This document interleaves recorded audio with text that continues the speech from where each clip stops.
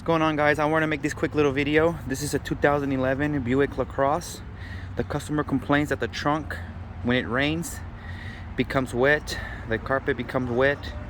So the first thing I did, I took the hose to recreate rain, basically, to see where the leak was coming from. And let me show you where it's coming from, because this might be happening to you.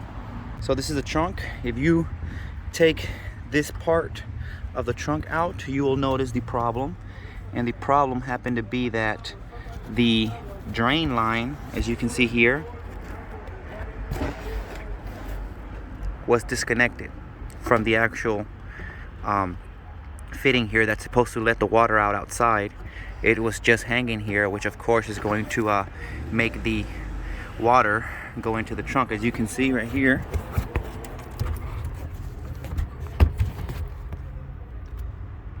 it's completely wet.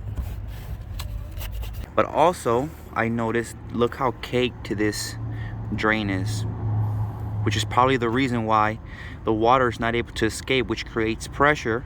And when the pressure is created, this line has no choice but to come out, because the water pressure is accumulating and it's not letting it exit, which creates pressure on this line, and the line basically comes off.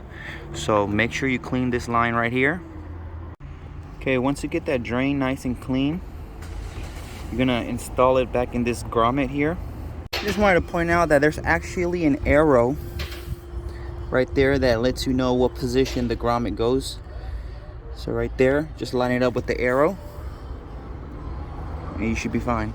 Okay, I decided to put a small zip tie here because this fitting of the hose to this plastic area here was a little weak, so I just put a zip tie there, just so it can hold in place.